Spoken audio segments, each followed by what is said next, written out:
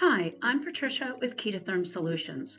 One of the most beneficial features of SmartAccess is the alarm notification capability and the ability to establish an alarm plan.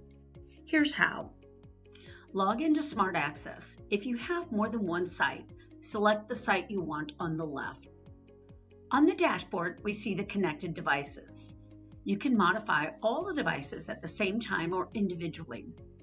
To select more than one device, use the plus icon in the lower right corner.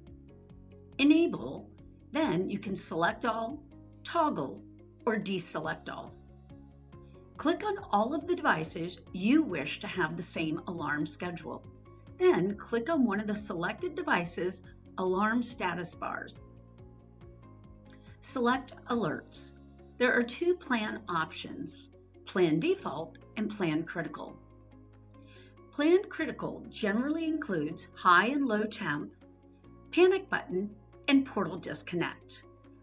We can select additional alarms here, but the alarms selected under the critical schedule will deliver in real time.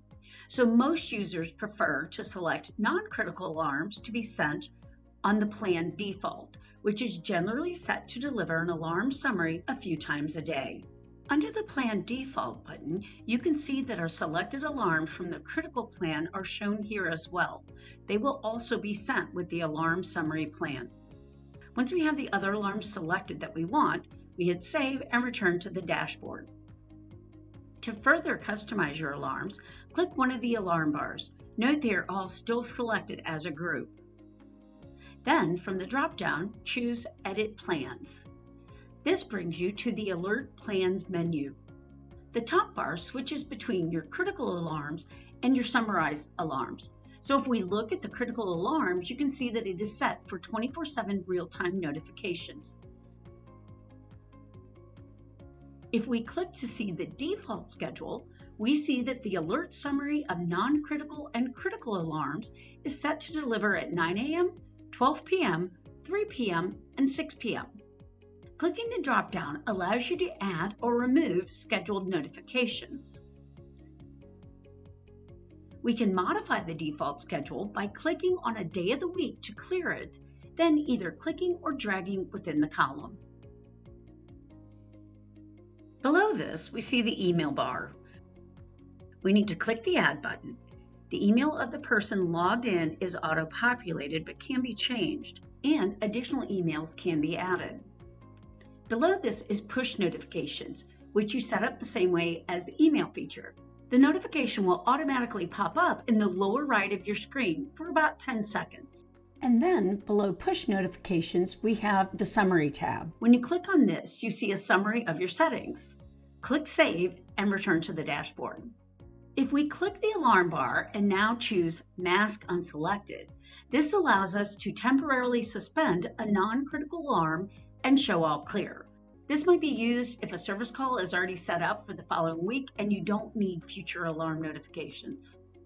Now, look at the top of the dashboard. Click the Alarms tab.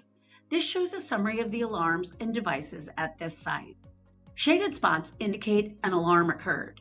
You can click the individual spot to see the alarms or select a range of dates by clicking and dragging and clicking again on your end date. So with February selected, we see toward the bottom of the page that the C-Store freezer had 92 alarms. Clicking the drop-down gives us further details on the type of alarm and the exact time. If we click the Alarms column header, the alarms are then sorted by type. We encourage you to, at a minimum, set up alarms for high and low air temperature and portal disconnect.